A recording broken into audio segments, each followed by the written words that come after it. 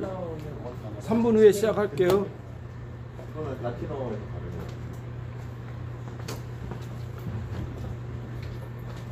시작한 거니까.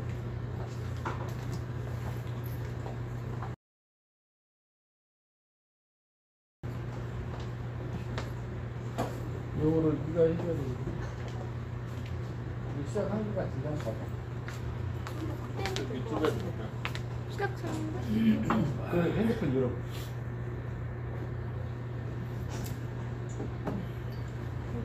됐어?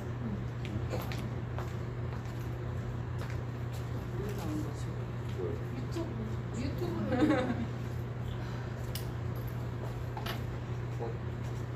테스트라고 나오는데. 원래 그렇게 나와요.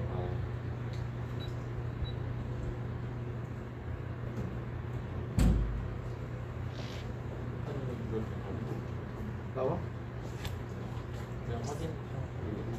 저 없어지. 시작한다면 네, 시작하시죠.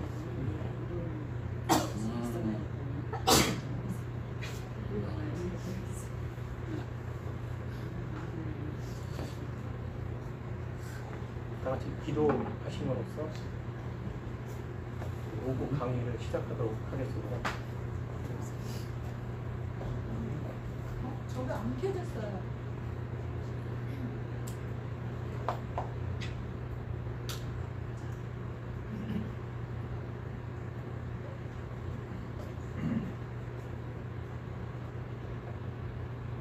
마이크 전환.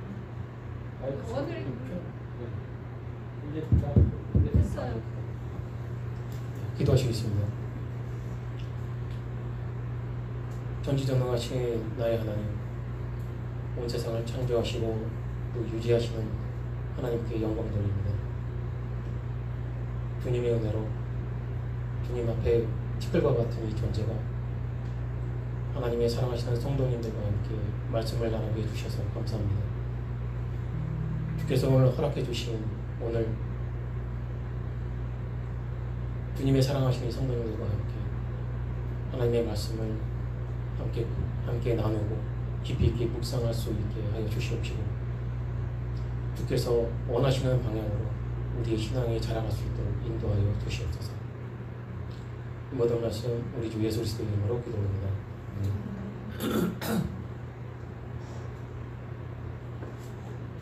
예. 오늘부터 이렇게 오후 강의를 이제 하게 되는데요. 제가 오늘 준비한 그 강의는 강의 제목이 정확하게는 고린도 교회의 방언 기도에 관하여입니다.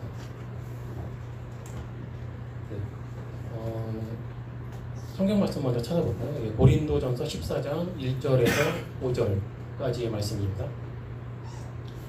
고린도전서 14장 1절에서 5절까지 제가 봉독해 올리겠습니다. 사랑을 따라 구하라. 신령한 것을 사모하되 특별히 예언을 하려고 하라. 방언을 말하는 자는 사람에게 하지 아니하고 하나님께 하나니 이는 알아듣는 자가 없고 그 영으로 비밀을 말함이니라. 그러나 예언하는 자는 사람에게 말하여 덕을 세우며 언변하며 안위하는 것이요 방언을 하는 자는 자기의 덕을 세우고 예언하는 자는 교회의 덕을 세우나니 나는 너희가 다 방언 말하기를 원하나 특별히 예언하기를 원하노라. 방언을 말하는 자가 만일 교회의 덕을 세우기 위하여 통역하지 아니하면 예언하는 자만 못하니라. 오늘 그 강의 내용은요, 코로나 바이러스 사태가 본격적으로 발생하기 이전에 진행했었던 두 번의 그 강의에서 제가 설명드렸던 은사 중지론, 그다음에 은사 지속론, 그다음에 은사 중도론을 그 설명을 드렸었는데, 그 중에서 성도님들이 의문점으로 제시하셨던 그 고린도전서 14장 오늘 본문 내용을 읽은 일인데요. 기억하시는지 모르겠는데 두 번째 강의 때 이 부분을 이제 질문을 하셨습니다. 그런데 그때는 제가 대답을 좀 이렇게 대충 해서 피해갔습니다. 왜 피해갔냐? 시간이 너무 많이 지나서 왜냐면 그 주신 그 질문이 굉장히 중요한데 그 대답이 한 클래스 정도의 시간이 필요하기 때문에 그 자리에서 곧바로 이렇게 대답을 드리기가 좀 그렇더라고요. 그래서 대충 넘어갔습니다. 죄송합니다. 그래서 제가 이제 코로나 사태로 이렇게 소강 상태에 있을 때 다음번에 아마 다시 한번 강의가 있지 않겠나 해서 만약에 강의 시간이 주어지면 그때 그 질문에 대한 답을 해야 되겠다. 그래서 그 준비를 좀 하고 있었습니다. 근데 이제 마침 이제 목사님께서 오후 강의를 이제 시작하자라고 하셔서 이제 준비했던 내용을 좀 더 이제 보강하고 해서 이제 준비를 해서 나왔습니다. 그러니까 오늘은 두 번째 강의 때 있었던 그 질문에 대한 답변의 시간이라고 할 수 있습니다. 자, 그리고 오늘의 강의는 이제 고린도 교회의 방언 기도에 관해서 집중적으로 논의를 하게 될 건데요. 고린도 교회에 있었던 방언 기도가 무엇이었는지에 관한 내용이 되겠습니다. 왜냐하면 오순절주의자, 은사주의자, 그리고 제3의 물결주의자들이 오늘날의 방언은 오순절 성령 강림과 고린도 교회에 있었던 것과 같은 방언 기도가 지속되고 있는 것이라 이제 주장을 하기 때문입니다. 그러면 강의를 시작하기 전에 두 번째 강의 때 설명드렸던 은사 중지론에 대해서 다시 한번 설명을 드리고 이제 강의를 시작하겠습니다. 은사 중지론은 성경에 등장하는 모든 은사가 중지되었다라고 하는 주장이 아닙니다. 그러니까 성경에 등장하는 성령의 모든 은사가 여전히 지속되고 있는데 그 중에서 말씀과 관련된 초자연적인 은사들만 중단이 되었다라고 주장하는 이론입니다.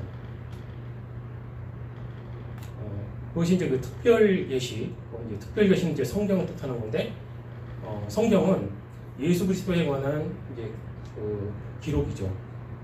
구약은 앞으로 오실 예수 그리스도에 관한 기록이었고, 이 공관복음서와 요한복음서는 이 땅에 오신 예수 그리스도에 관한 내용이었고, 나머지 그 신약 성경들은 초기 교회가 형성되는 과정에서 필요했던 성령 하나님의 초자연적인 은사의 부어주심과 이 선교의 역사와 처절했던 사탄의 방해와 싸움에 관한 기록이었고, 또 다시 오실 예수 그리스도에 관한 약속이 기록된 내용들이죠. 그러므로 성경이 완성되고 난 후에는 더 이상 오게 될 만한 특별한 계시가 없으므로 더 이상 특별하게 계시가 되어야 할 예수 그리스도에 관한 내용이 없기 때문에 예전에 주셨던 그 방식은 이제 중지가 될 것이다 라고 주장하는 것이 은사 중지론입니다. 그리고 조금 더 이제 보충 설명드리면은 우리들이 요즘에 듣고 있는 고백록의 저자 어거스틴이 주장했던 것이 은사 중지론입니다. 그 은사 중지론은 최근에 나온 것이 아니고 아주 오래전부터 있었던 신학 이론입니다. 그러니까 어거스틴이 주장을 했고, 또 우리들이 알고 있는 유명한 신학자들 칼빈, 루터도 그랬고, 대부분의 그 고대의 교부들도 그렇고 대부분이 은사 중지론을 주장했었다는 것을 좀 생각을 해볼 필요가 있고요. 그다음에 여기서 이제 교부는 이제 무슨 말이냐면 교회의 아버지라는 뜻인데, 그분들은 예수님의 직계제자 12제자의 제자였거나 또 그 제자의 제자였던 분들이 초기 기독교의 교리를 세웠던 그런 분들을 말하는 겁니다. 어거스틴도 그 중에 한 사람이죠. 터툴리안도 있고 이레네우스 여러 분들이 계시는데, 많은 그 교부들이 대부분이 은사 중지론을 지지하는 그런 사람들이었다라는 것을 생각해 볼 필요가 있습니다. 자, 그러면 이제 고린도 교회에 대해서 이제 좀 설명을 드리겠는데요. 사도행전 18장 7절에서 11절을 보면 이렇게 기록되어 있습니다. 거기서 옮겨 하나님을 공경하는 디도, 유스도라 하는 사람의 집에 들어가니 그 집이 회당 옆이라. 또 회당장 그리스도가 온 집으로 더불어 주를 믿으며 수다한 고린도 사람도 듣고 믿어 세례를 받더라. 밤에 주께서 환상 가운데 바울에게 말씀하시되 두려워하지 말며 잠잠하지 말고 말하라. 내가 너와 함께 있음에 아무 사람도 너를 대적하여 해롭게 할 자가 없을 것이니 이는 성중에 내 백성이 많음이라 하시더라.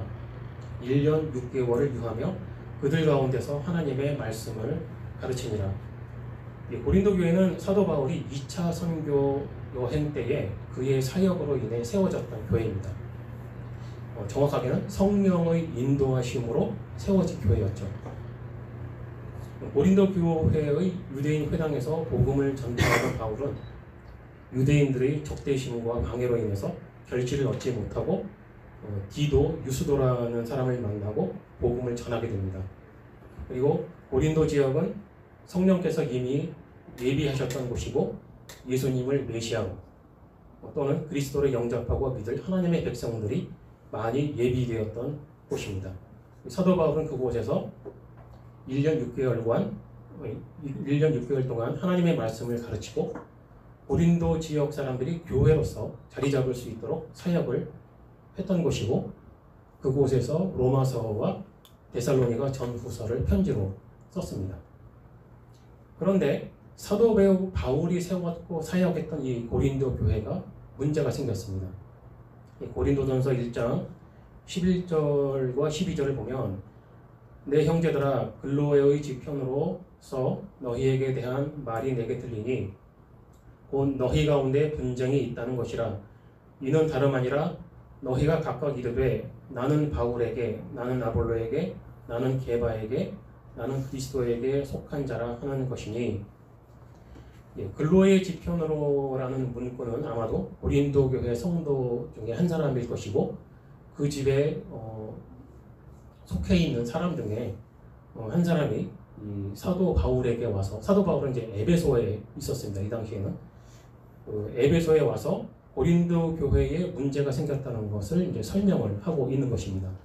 고린도 교회에 무슨 문제가 있었냐면, 첫째, 분파주의, 둘째, 교역자들을 무시하고 오위에 서는 교만, 세 번째, 근친상간이라는 극심한 성적 타락, 네 번째, 세상 법정에 형제를 고발하는 어리석음, 다섯 번째, 매춘 등의 음행, 여섯 번째, 우월한 지식을 자랑하는 교만, 일곱 번째, 우상에 대한 무분별한 지식과 무절제한 태도, 여덟 번째, 여자들이 창조의 원리를 따르는 교회의 질서를 무시함, 아홉 번째, 가난한 자들을 차별하고 무시하는 성찬, 열 번째, 교회에서 술에 취함, 11번째, 은사, 특히 방언 은사를 오용하고 왜곡함, 12번째, 육체의 부활을 부정함. 자, 이렇게 고린도 교회는 성경에 나오는 교회들 중에 본받을 만한 것이 하나도 없는 최악의 교회였습니다. 고린도 교회의 상황은 우리들이 상상하는 것 이상으로 매우 심각한 상태였습니다. 이 대략 12가지 정도의 문제만 봐도 완전히 막장입니다. 지금 한국에 있는 교회들 중에서도 여러 문제가 있는 교회들이 많지만 그렇다고 이 정도는 아닐 것 같은 생각이 들 정도로 굉장히 막장입니다. 그렇다면은 고린도전서는 고린도 교회를 책망하고 회개시키기 위해서 보낸 편지가 되는 거죠. 즉 고린도전서를 통해서 우리는 무엇을 알아야 되냐면 닮으면 안 되는 교회다라는 거죠. 오히려 이런 교회의 모습은 경계를 해야 되고 닮을 것이 하나도 없는 교회의 샘플이다. 그렇다면 우리는 고린도 교회로부터 우리들이 배울 것도 없고 그들을 따라해서도 안 되는 교회가 되는 거죠. 그리고 그러한 것들 중에는 특별히 이 초자연적인 은사 같은 것들도 포함이 되는 겁니다. 그러니까 신약에 등장하는 방언 은사에 대해서 이렇게 있는 구절들이 있는데요. 이것을 좀 더 설명드리기 전에 제가 한 가지 분명히 또 이렇게 언급하고 지나가야 되는 것이 있는데, 저는 개인적으로 이제 은사 중지론을 지지하는 신학적 입장에서 지금 여러분들께 강의를 하고 있고요. 왜냐하면 그 은사 지속론을 이제 지지하는 사람들이 있고 중도론을 지지하는 분들이 계시지 않습니까? 근데 저는 중지론을 지지하는 입장과 관점으로 강의를 하고 있다는 것을 이제 설명을 드리는 겁니다. 왜냐하면 다른 이론을 지지하는 분들은 다른 관점으로 이제 해석을 하게 되겠죠. 마가복음 16장 17절에 믿는 자들에게는 이런 표적이 따르니 곧 저희가 내 이름으로 귀신을 쫓아내며 새 방언을 말하며 라는 구절이 있고요. 사도행전 2장 4절에서 8절에 저희가 다 성령의 충만함을 받고 성령이 말하게 하심을 따라 다른 방언으로 말하기를 시작하니라. 그때 경건한 유대인이 천하 각국으로부터 와서 예루살렘에 오하더니 이 소리가 나매 큰 무리가 모여 각각 자기의 방언으로 제자들의 말하는 것을 듣고 소동하여 다 놀라 기이히 여겨 이르되 보라, 이 말하는 사람이 다 갈릴리 사람이 아니냐. 우리가 우리 각 사람의 난 곳 방언으로 듣게 되는 것이 어찌미뇨. 그리고 사도행전 10장 44절에서 46절에 베드로가 이 말을 할 때에 성령이 말씀 듣는 모든 사람에게 내려오시니 베드로와 함께 온 할례 받은 신자들이 이방인들에게도 성령 부어주심을 인하여 놀라니 이는 방언을 말하며 하나님 높임을 들음이러라. 그리고 사도행전 19장 1절에서 6절에 보면 아볼로가 고린도에 있을 때에 바울이 윗지방으로 다녀 에베소에 와서 어떤 제자들을 만나 가로되 너희가 믿을 때에 성령을 받았느냐. 가로되 아니라 우리는 성령이 있음도 듣지 못하였노라. 바울이 가로되 그러면 너희가 무슨 세례를 받았느냐. 대답하되 요한의 세례로라. 바울이 가로되 요한이 회개의 세례를 베풀며 백성에게 말하되 내 뒤에 오시는 이를 믿으라 하였으니 이는 곧 예수라 하거늘 저희가 듣고 주 예수의 이름으로 세례를 받으니 바울이 그들에게 안수하매 성령이 그들에게 임하심으로 방언도 하고 예언도 하니. 그리고 마지막으로 고린도전서 14장 22절에 그러므로 방언은 믿는 자들을 위하지 않고 믿지 아니하는 자들을 위하는 표정이나 예언은 믿지 아니하는 자들을 위하지 않고 믿는 자들을 위함이니. 이렇게 이제 방언에 대해서 성경에 기록되어 있는 이제 부분들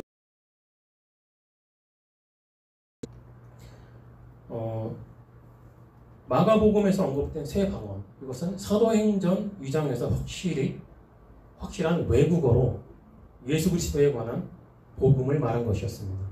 이것은 하나의 표적인데 유대인들이 믿을 수밖에 없는 증거로서 제시가 된 것입니다. 왜냐하면 그들이 말했던 방언은 그 사람들이 알아들을 수 있는 자기들이 살고 있는 지역의 언어죠. 갈릴리 사람들은 한 번도 들어보지 못한 그 언어를 자기가 그 사람들에게서 듣고 있는 겁니다. 근데 무슨 내용을 들었냐면 예수 그리스도에 관한 내용을 들은 거죠. 그렇기 때문에 유대인들에게는 이것이 하나의 표적으로 등장하게 되는 겁니다. 그래서 이 방언 은사는 확실하게 믿지 않고 사도 바울이 14장 22절에 언급한 것처럼 방언은 믿는 자들을 위하지 않고 믿지 아니하는 자들을 위하는 표적이다 라는 것입니다. 그리고 사도행전 10장에 있었던 고넬료 집에 있었던 사건이죠. 고넬료는 이방인입니다. 그리고 그 고넬료에게 속해 있던 사람들도 모두 이방인이었고, 근데 베드로와 할례 받은 자들, 유대인들이죠. 베드로를 따라간 유대인들이 그들도 성령을 받고 자기들이 경험했던 똑같은 그런 방언이 표적으로 나타남으로 인해서 그들의 개념이 달라집니다. 무슨 개념이 달라지냐? 유대인들은 구원은 자기들에게만 있는 것으로 알았거든요. 이방인은 버림받은 자들이니까. 그런데 이방인들에게 동일한 성령 강림하심과 그들의 방언으로 자기들이 알아들을 수 있는, 추측컨대 이방인들한테 히브리어를 했겠죠. 유대인들이 그 제자들이 이제 베드로를 따라간 사람들이 알아들었으니까 그 사람들이 예수 그리스도에 관한 복음을 들은 겁니다. 그 사람들에게. 그러면 이방인들에게도 구원이 있구나 라고 하는 개념의 전환이 생겼습니다. 이 또한 거대한 하나의 표적이죠. 그리고 사도행전 그 19장에서도 요한의 세례만 알았던 사람들은 아마 예수 그리스도께서 사역하시기 이전에 요한에게 가르침을 받고 회개의 세례를 받았던 그런 사람들일 것입니다. 그리고 그들에게 요한이 이야기했던 그분이 바로 예수 그리스도다 라는 그 말씀의 전함과 함께 그들에게도 방언의 현상이 나타났죠. 이 또한 말씀에 의한 구원의 표적이죠.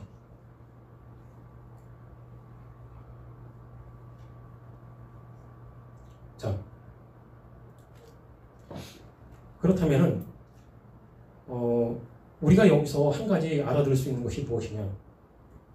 방언이라는 것은 틀림없이 성령의 은사인데 그것이 말을 하는 은사이다.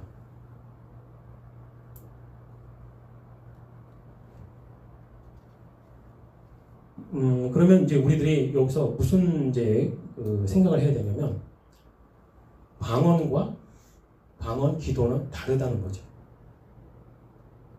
이게 요즘에 많은 사람들이 이제 이게 구별을 잘 못하는 부분인데 방언을 말함과 방언으로 기도하는 것은 동일하지 않다라는 겁니다.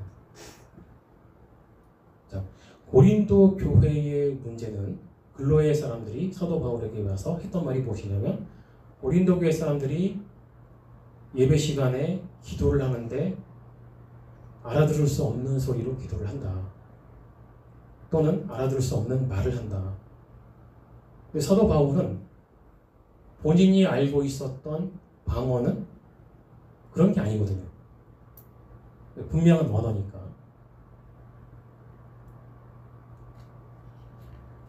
자, 신약 성경에는 총 25개의 방언이라는 단어가 등장합니다. 제가 방금 읽어드렸던 것처럼 마가복음, 사도행전, 그다음에 고린도전서 이렇게 그 25개의 구절, 그러니까 여기 지금 강의 드리는 이 원고를 강의가 끝나면은 단톡방에 올려드릴 겁니다. 그러면은 제가 지금 설명드린 이 강의 내용들이 정말일까라고 좀 이렇게 궁금하신 분들은 이 원고를 보시고 제가 여기 다 기록을 해놨으니까 이 구절들이 정말 그런가 안 그런가 한번 찾아보시면 확인이 될 겁니다. 이 25개의 이 방언이 등장하는 이 구절들은 제가 여기 기록을 해놨으니까 나중에 원고를 보시고요. 그 25개 중에서 24개는 방언을 말하는 것으로 설명이 돼 있어요. 그런데 딱 한 군데, 고린도전서 14장 14절 한 군데에만 기도하면 이라고 기록이 되어 있습니다.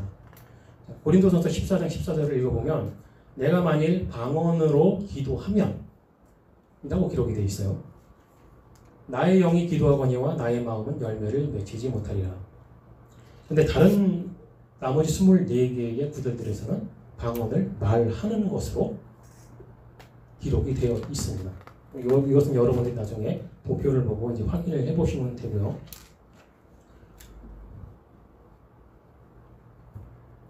그러므로 여기에서 무엇을 알 수 있냐면은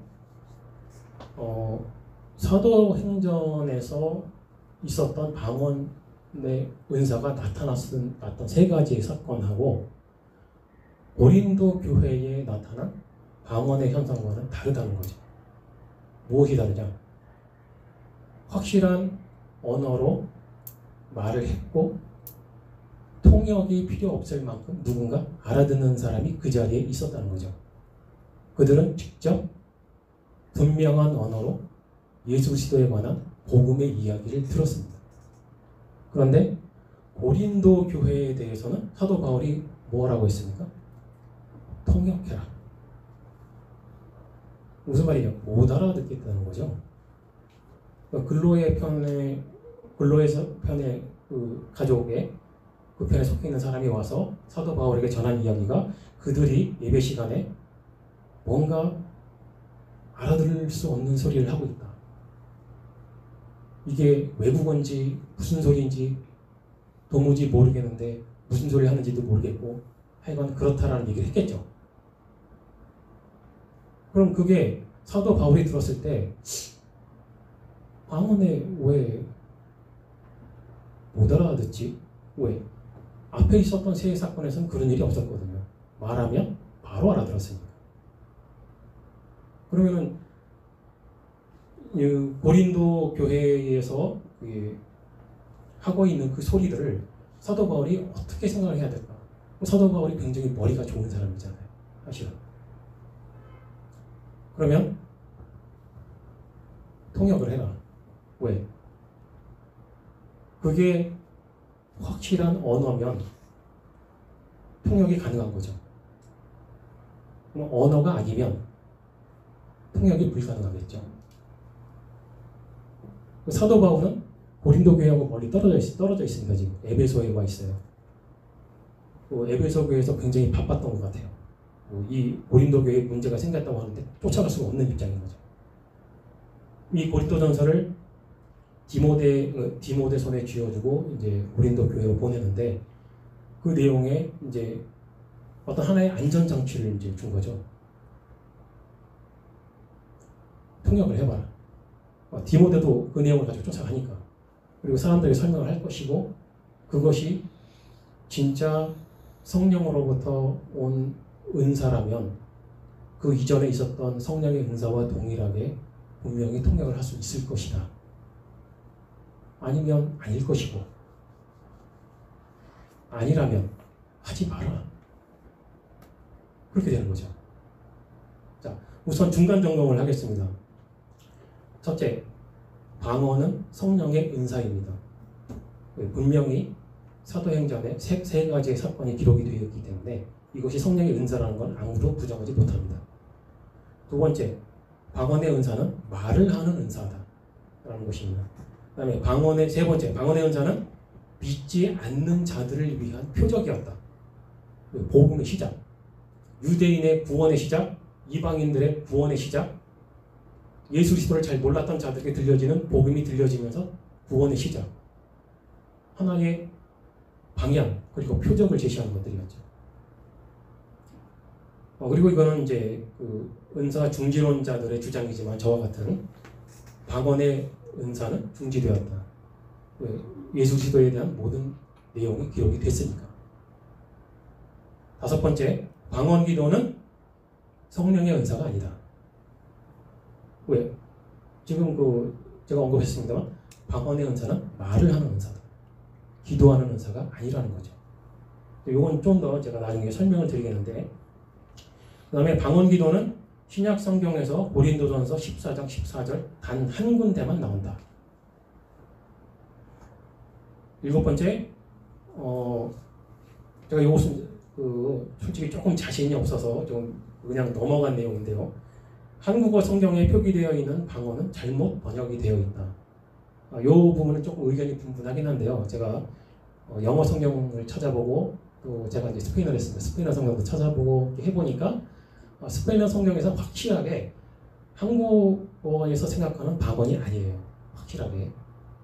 영어 성경에서 제가 영어가 굉장히 약한데 이 사전을 좀 찾아보니까 아닌 것 같았어요. 그래서 단어들을 찾아와서 딱 했는데 우리 그 영어 잘하시는 그 최전도사님께 물어보니까 제가 잘못한 것 같더라고요. 그래서 자신이 없어서 지금 말을 못하고 있는데, 그러나 제가 헬라어 성경을 좀 더 찾아봤어야 되는데 영어하고 스페인어 성경을 찾아봤으니까 두 개면 충분하겠지. 헬라어 성경을 안 찾아봤어요. 사실은 그냥 여러분들하고 헬라어까지 말을 하면 정말 머리 아프지 않습니까? 저도 잘 모르는 건데 여러분들에게 그런 고문까지 하고 싶진 않아서 이제 안 찾아봤었는데 그게 좀 오점이 됐는데, 어쨌든 제 개인적인 의견으로는 한국어 성경에 방언이라는 단어가 번역이 잘못됐다. 여덟 번째, 성경에 기록되어 있는 방언이라는 단어는 은사주의자들이 원하던 그 뜻의 방언이 아니다. 뭐 어쨌든 스페인어 성경만큼은 확실히 은사주의자들이 원하는 그 방언의 뜻은 아닙니다. 그냥 언어라는 뜻이에요. 외국어 또는 언어, 그 확실히 의사 전달이 되는 그런 언어를 말하는 거지. 뭐 그들이 생각하는 신령한 뭔가 이렇게 알아들을 수 없는 그런 소리는 아니라는 거죠. 자, 그런데 제가 네 번째에서 방언의 은사는 중지되었다고 했지만 예외의 경우가 있습니다. 어떤 예외의 경우냐면 외국어를 잘 말하는 사람들, 특별히 제 경우가 그렇거든요. 무슨 얘기냐면 저는 스페인어 전공자가 아니에요. 한국에서 스페인어 공부한 적이 없습니다. 그러면 이제 남미나 멕시코에 가서 스페인어 어학연수를 받았냐? 전혀. 사실 공부 굉장히 못하는 사람이고 공부 안 좋아하는 사람이거든요. 제가 이런 강의 준비한다는 것도 신기합니다. 제가 그런 곳에 갈 리가 없어요. 제가 일단 그런 교육을 받은 적도 없습니다. 그 다음에 그럼 저는 이제 그냥 살면서 일을 하면서 스페인어를 잘 알아듣게 됐는데 그 정도의 스페인어 수준은 누구나 할 수가 있는 거예요. 그곳에 사는 한국 사람 교민이면 살다 보면 장사하고 뭐 일하고 하다 보면 뭐 그 사람들하고 그 정도 소통되는 언어는 누구나 할 수가 있는 겁니다. 그런데 그걸 넘어선 겁니다. 전공도 안 했고 어학연수 받은 적도 없고 개인 교습을 받은 적도 없는데 스페인어로만 강의하는 현지 신학대학을 진학을 해서 스페인어로 신학을 공부하고 현지 사람들에게 스페인어로 성경을 가르치고 교리를 가르쳤습니다. 그리고 가끔은 그 사람들이 모르는 스페인어 단어를 제가 풀어서 설명을 해줍니다. 이거는 은사죠. 객관적으로 또 주관적으로 생각해보면 이게 바로 방언의 은사입니다. 또 하나의 은사를 또 받았죠. 가르치는 은사를 받았죠. 그러니까 이런 관점으로 보면 방언의 은사는 지금도 지속되고 있다. 우리 최전도사님들 영어 잘하시잖아요. 그리고 그 잘하시는 영어로 복음 전하는데 사용하고 계시고 이런 사람들은 방언의 은사를 받은 거죠. 독특하고 특별하지 않습니까? 제가 생각해도 신기하거든요. 그럴 리가 없는 사람인데 그러고 있단 말입니다. 이걸 뭘로 설명을 할 것이고 사실 그 교민 현지 멕시코나 남미에 계시는 교민 분들도 가끔 그런 얘기를 해보면 그분들이 인정을 해요. 왜?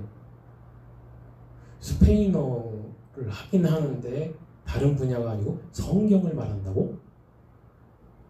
이게 차원이 다른 거거든. 이 격이 다른 언어입니다. 이게 보통의 서민들하고 하는 대화와 신학적인 용어와 성경의 단어와 그걸 알아듣기 쉽게 설명을 한다는 건 은사가 아니면 불가능합니다. 진짜로. 이건 제가 실전으로 경험을 하고 있으니까 드리는 얘기거든요. 근데 그런 사람들이 존재를 하더라. 여기 샘플이 있으니까.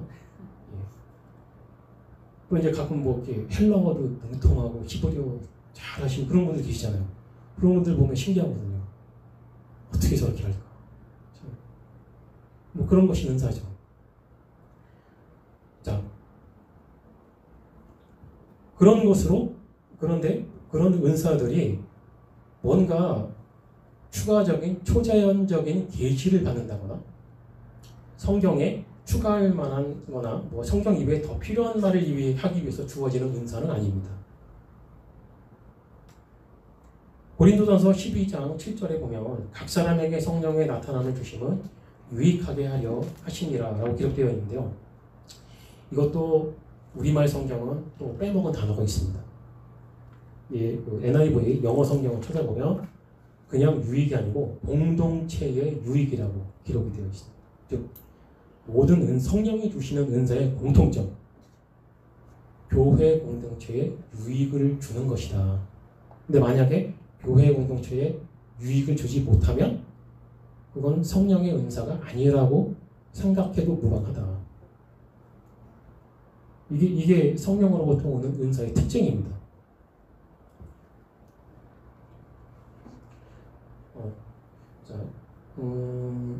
고린도전서 오늘 읽었던 본문이죠. 예. 자, 이 14장 1절에서 5절에는 예언과 방언에 대해서 말을 하고 있습니다. 그러나 이러한 은사들도 사랑을 이루기 위해서 구하라는 것이 1절의 말씀이고 1절과 2절은 예언과 방언을 비교하는 구절입니다. 즉 예언은 이렇고 방언은 이런 것이다 라는 설명인데 왜 이렇게 못 알아듣느냐. 그러니까 고린도전서 14장 2절만 읽으면 이렇게 되죠. 방언을 말하는 자는 사람에게 하지 아니하고 하나님께 하나니 이는 알아듣는 자가 없고 그 영으로 비밀을 말합니다. 즉 뜻을 알 수 없는 소리로 하는 기도는 비록 스스로 알아듣지 못할지라도 영은 기도하는 것이니까 유익한 것이다. 이렇게 오해를 하기 딱 좋은 번역입니다. 근데 문제는 여기서도 우리 한국말 성경은 빼먹은 단어가 있다라는 겁니다.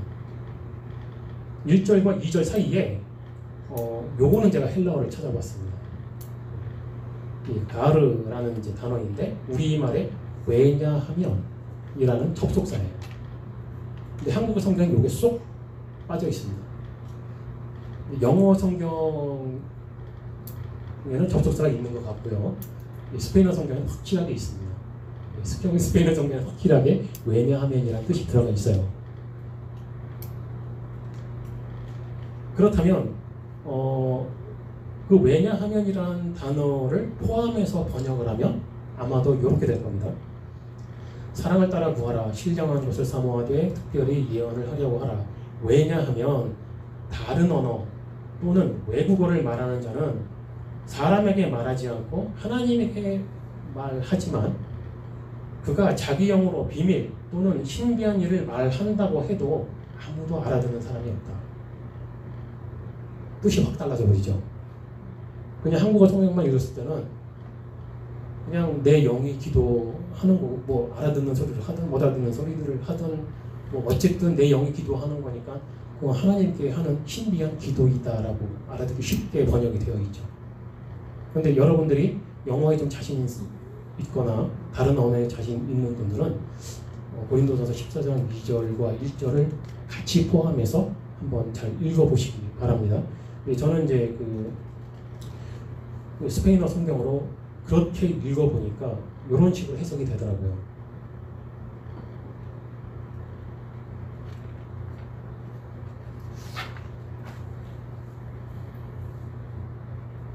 자, 그러므로 1절과 2절은 제가 좀 이렇게 드린 말씀은 좀 이렇게 자극적이 될 수도 있는데 개인적인 뜻 해석입니다. 오해는 하지 마시고요.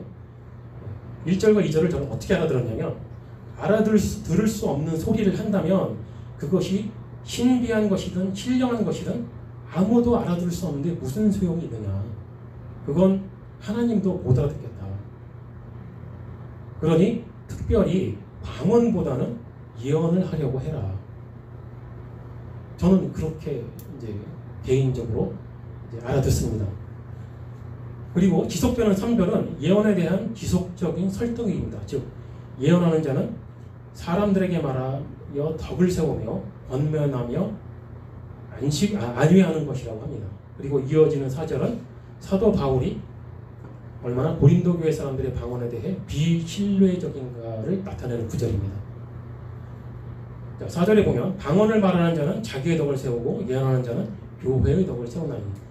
아까 제가 이제 설명을 드렸습니다만 성령의 은사는 교회 공동체의 유익을 위한 것입니다. 그러나 방언은 자기 자신만을 위한다고 하죠. 그래서 이어지는 5절에서 통역을 요구한 것입니다.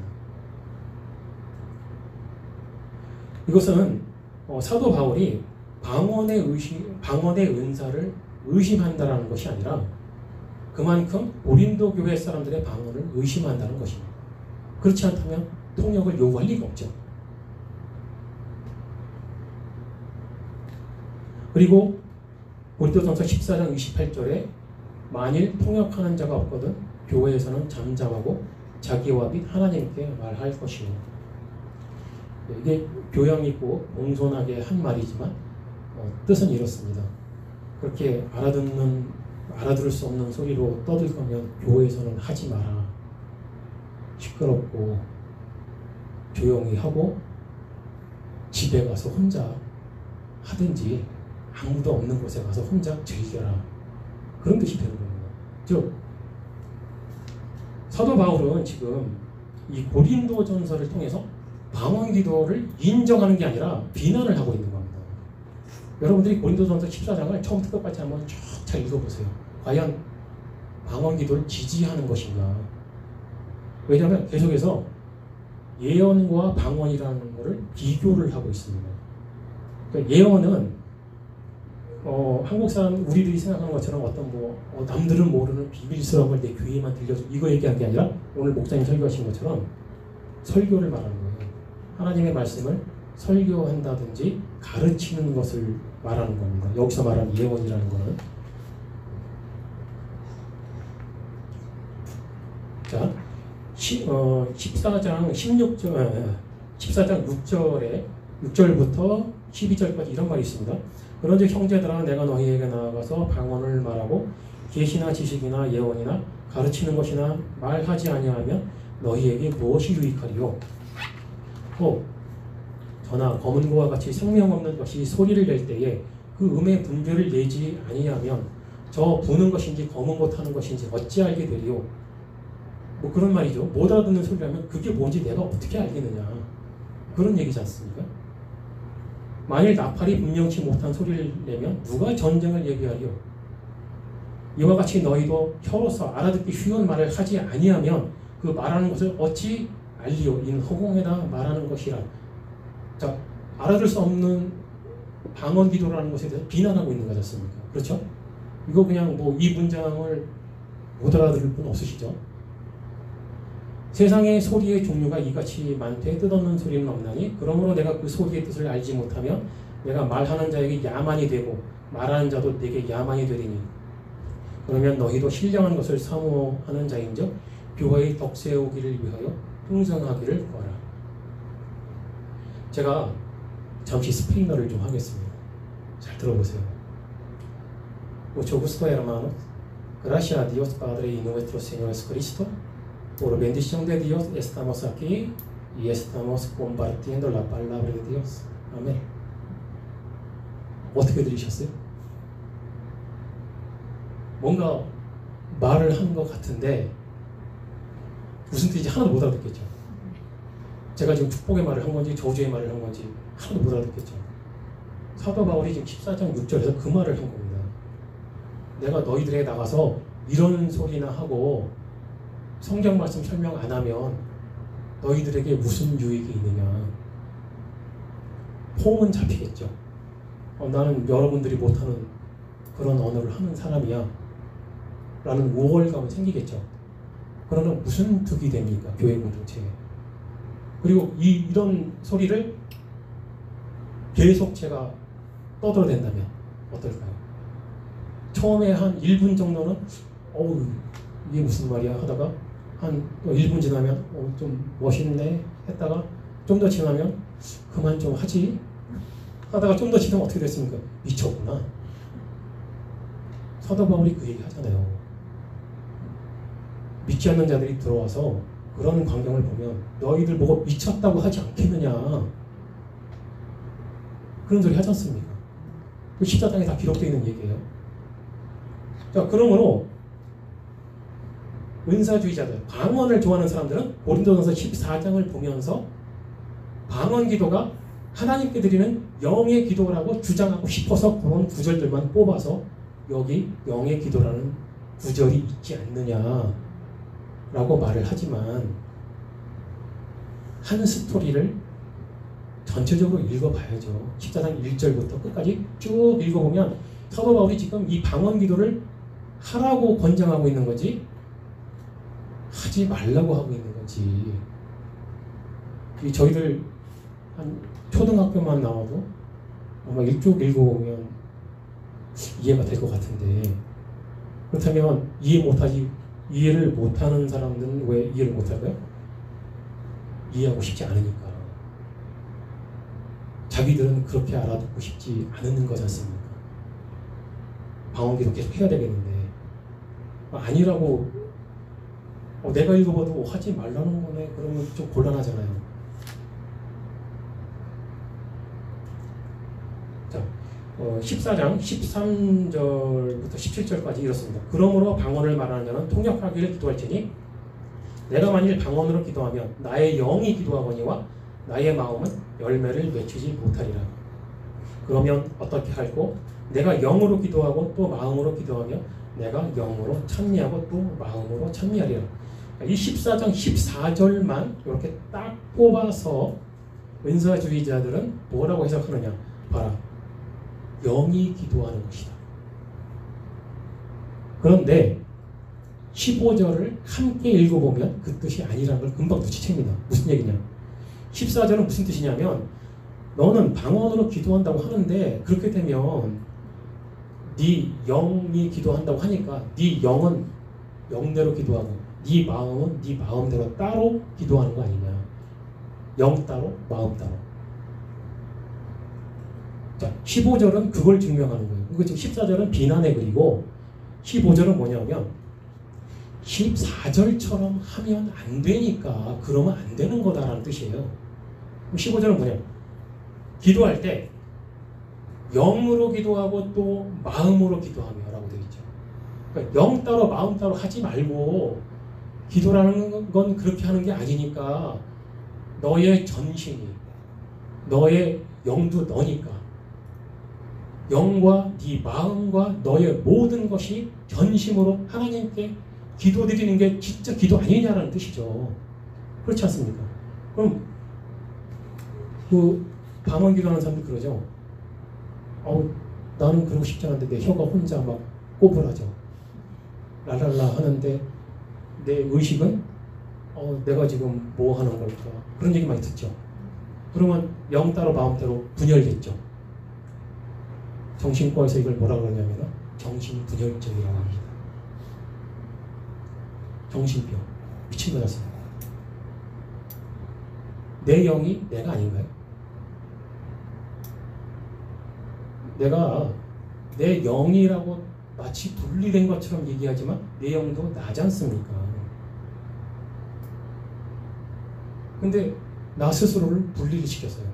내 영은 기도하고 있고 내 의식은 안 하고 있다는 거죠. 사도 바울은 15절에서 그거 얘기하는 거예요. 그건 기도가 아니지 않느냐. 기도는 너의 모든 것으로 하는 게 기도이다. 영 빼지 말고 영 플러스 마음 플러스 네 정신, 네 의식, 너의 모든 것, 그 모든 것으로 전심으로 하나님께 하는 게 기도 아니냐. 그 뜻이죠. 그렇기 때문에 16절에 그렇지 아니하면 네가 영으로 축복할 때에 무식한 처지에 있는 자가 네가 무슨 말을 하는지 알지 못하고 이 감사에 어찌 아멘 하리요. 제가 방금 스페인어 여러분들께 말씀드렸죠.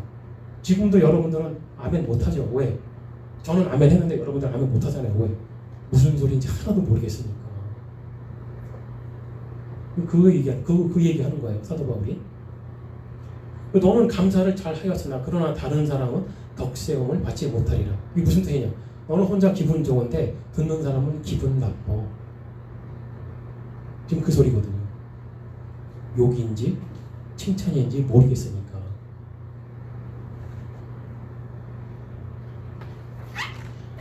자, 14장 37절에 만일 누구든지 자기를 선지자나 혹 신령한 자로 생각하거든 내가 너희에게 편지하는 것이 주의 명령인 줄 알라.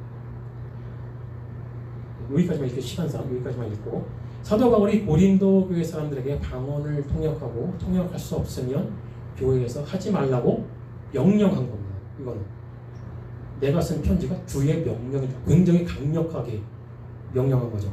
하지 마라고 한 거예요. 알아들을 수 없는 소리로 방언 기도 방언하지 마라 라는 게 고린도서 14장의 전체적인 내용입니다. 근데 은사 방언하고 싶은 사람들은 이 부분을 바꾸지 않습니까? 사도 바울은 방언하라고 권장하고 있다. 왜? 14장 그 끝부분에 보면 39절에 그러거든요. 그런즉 내 형제들아 예언하기를 사모하며 방언 말하기를 금하지 말라.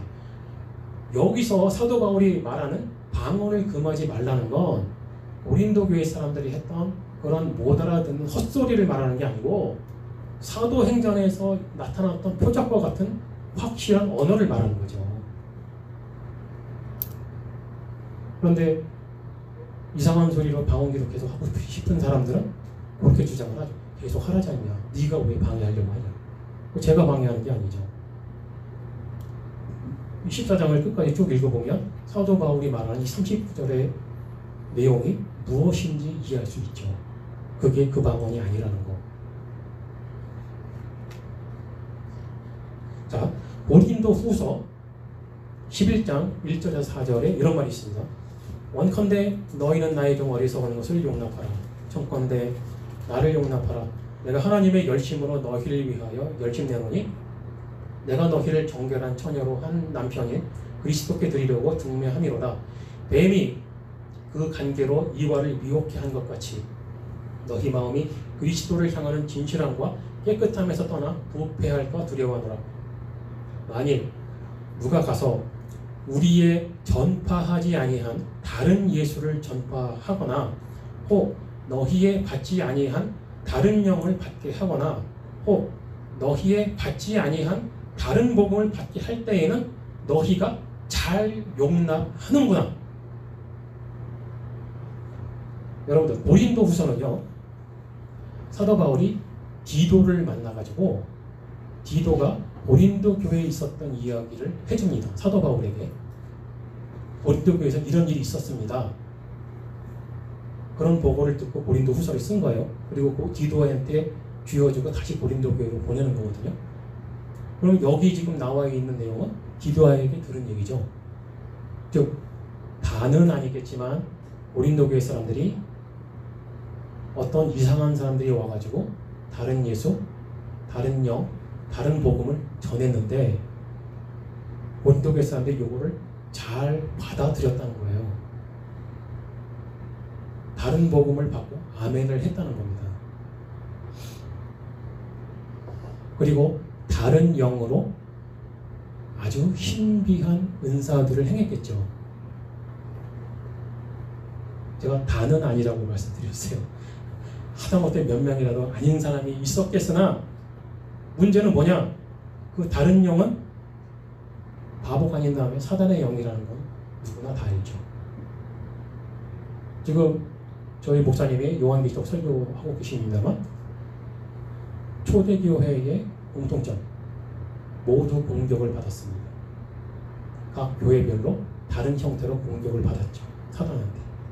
고린도 교회도 그렇게 공격을 받은 겁니다. 다른 예수가 전해졌고 다른 영이 들어왔고 다른 복음이 왔습니다. 그리고 13절에 사도 바울이 또 이렇게 말합니다. 저런 사람들은 거짓 사도요 괴효를 엿보이니 자기를 그리스도로 사도로 가장하는 자들이니라.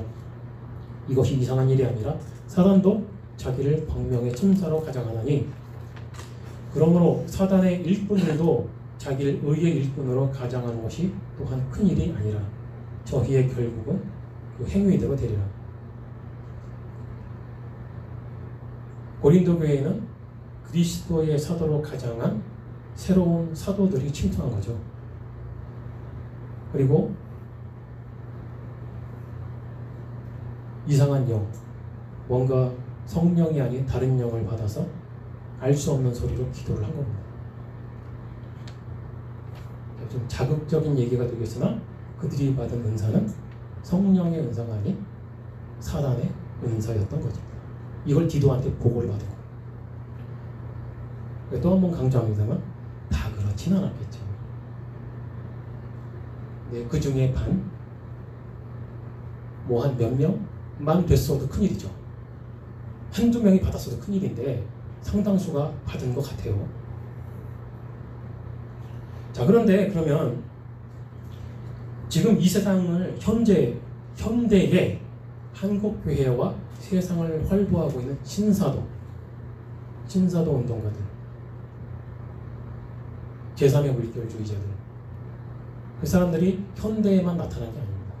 초대교회 때 이미 그 옛날부터 활동을 했어요. 이 신사도라는 이름으로.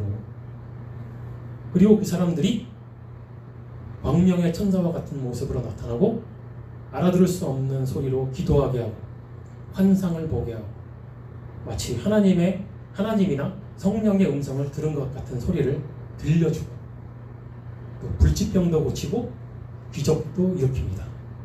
왜? 그렇게 해야 미혹이 되니까.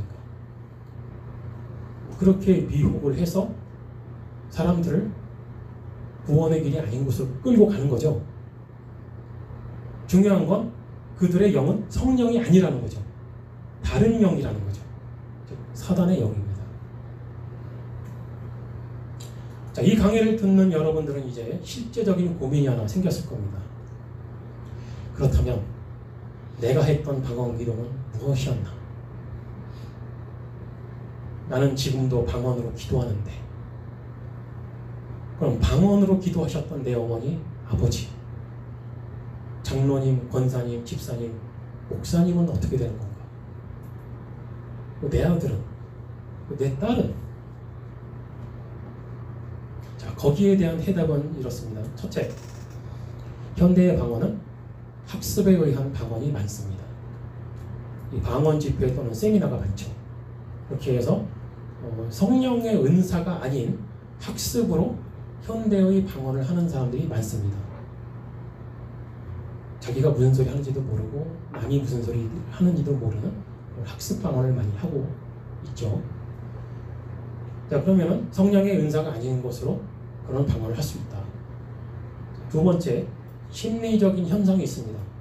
다른 사람들이 하는 방언의 소리를 듣고 무의식적으로 기억하고 있는 나의 두뇌, 이 두뇌에는 나하고는 좀 상관없이 따로 심리학에서 무의식을 얘기하잖아요. 그 무의식이 기억을 하고 있다가 방언을 하도록 지시를 하는 겁니다. 그런 현상이 있다고 하더라고요. 심리학자들이 연구한 결과고요. 세 번째, 거짓으로 하는 경우가 있습니다. 거짓으로 방언을 하는데 왜? 나는 교회의 목사, 장로 또는 권사, 집사 또 교회에 한 30년 다녔는데 아직도 방언을 못해. 근데 옆에 온 사람은 들어온 지 일주일밖에 안 됐다고 방언을 날라라 하고 있는 거예요. 창피하잖아요. 체면이 안 서. 그러니까 어차피 서로 못 알아듣는 거 나도 떠들자. 이거 실제로 저기 드라마로 나왔더라고요. 사이비 스토리를 다루는 드라마인데요. 뭐 살려줘 2인가? 거기 나왔는데요.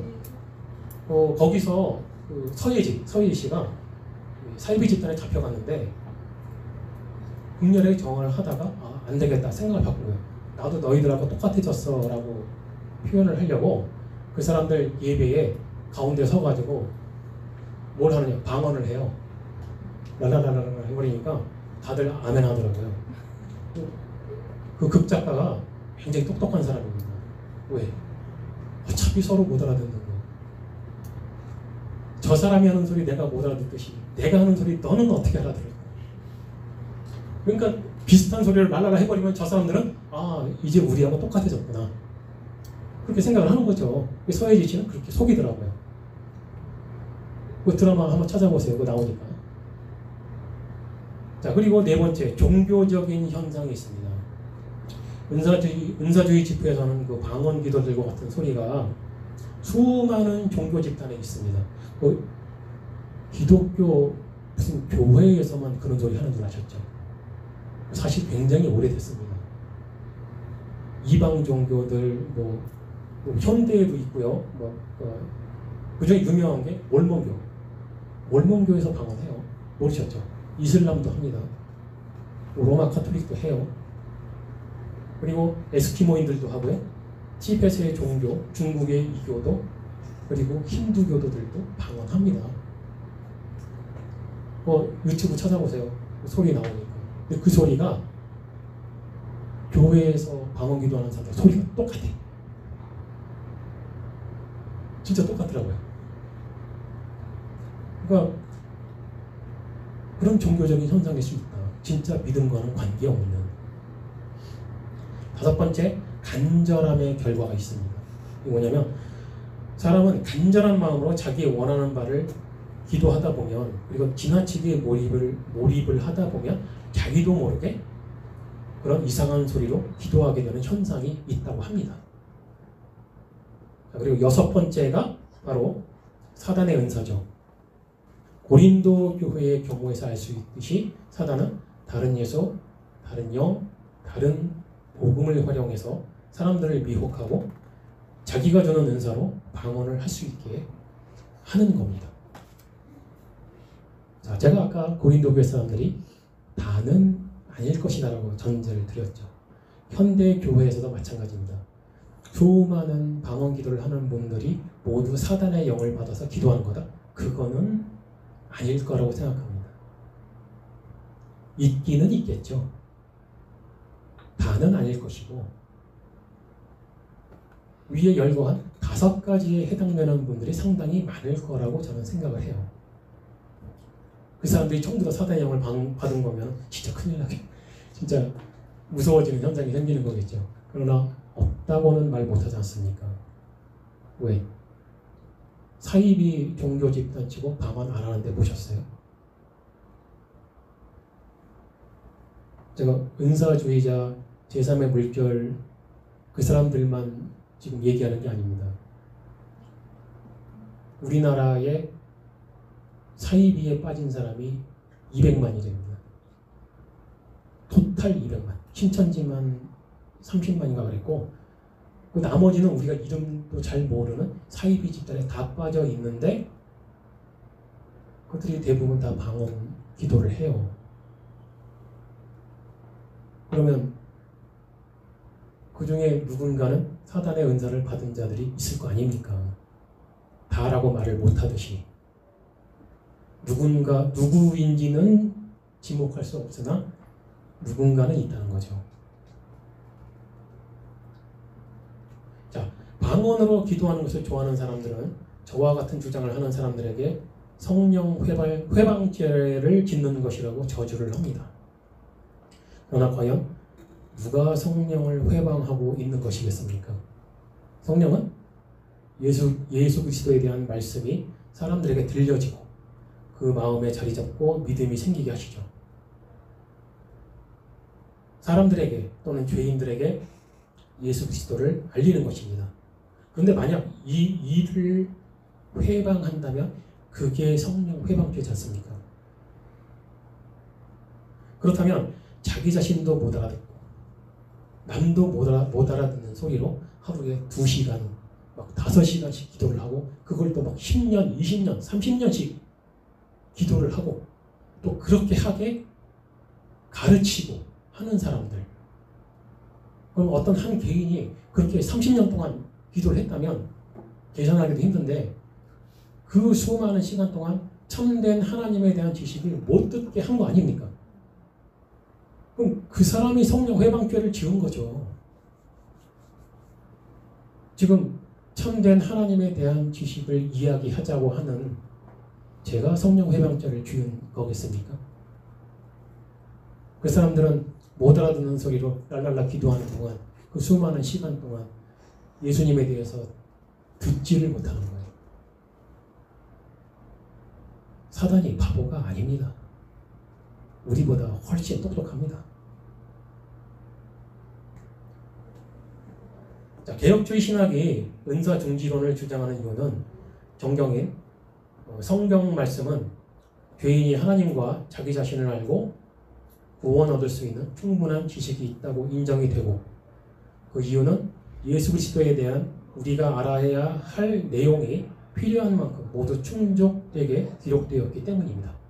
그렇기 때문에 더 이상 초자연적인 현상으로 방언 같은 것을 받아서 더 기록해야 할 내용이나 더 알아야 할 내용이 없는 겁니다. 그래서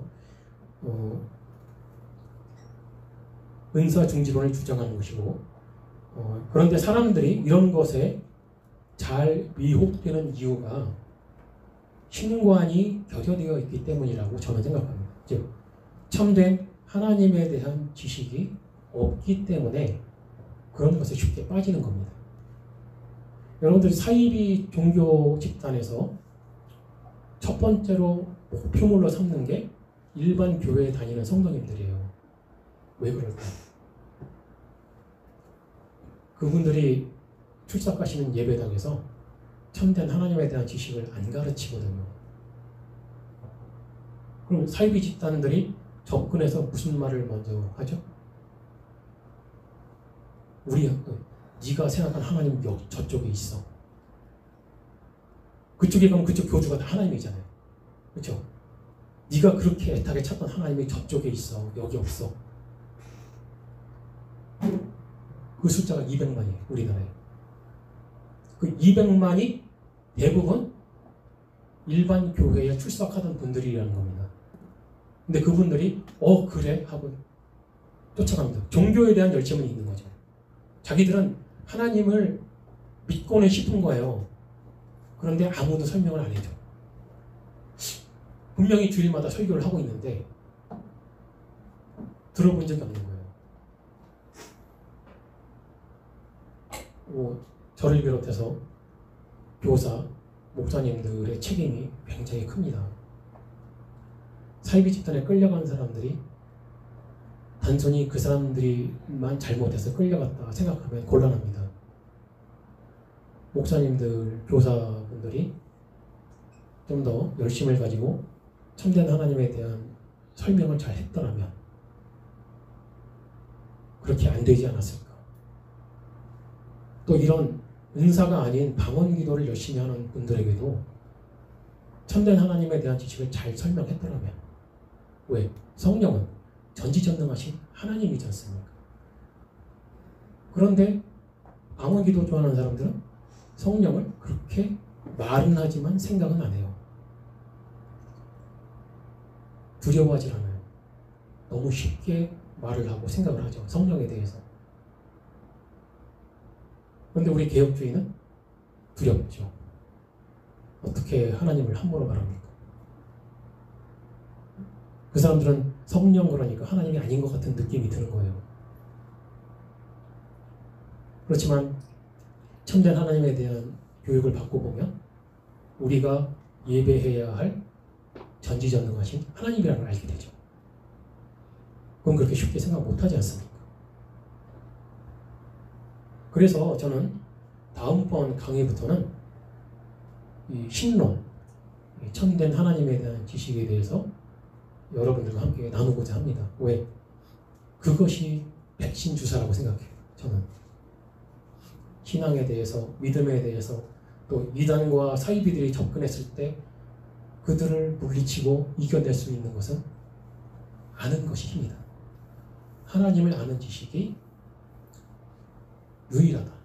그거 외에는 대책이 없다. 저는 그렇게 생각합니다. 오늘 제 강의는 다행스럽게 조금만 시간 오버했고요. 거의 1시간 만에 이제 끝났습니다.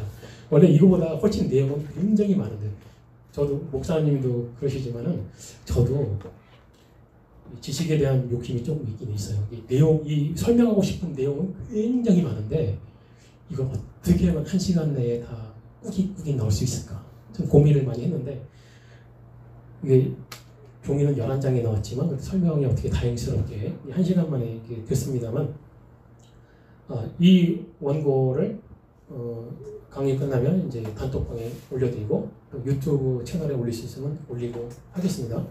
그러면 이제 관심 있으신 분들은 읽어보시고 질문이 있으시면 질문을 올려주시고 또 나는 도저히 선교사님의 이 강의 내용을 인정할 수 없다라는 분들은 공개 토론을 요청하셔도 됩니다. 토론 좋아하거든요. 한번 붙어보죠. 한번 해보자요. 왜? 이게 교사의 의무입니다. 저는 반드시 싸워서 이겨야 됩니다. 참된 하나님에 대한 지식을 이건 물러설 수 없는 지식이에요. 그러니까 인정 못하겠으면 공개적으로 토론을 요청을 하세요.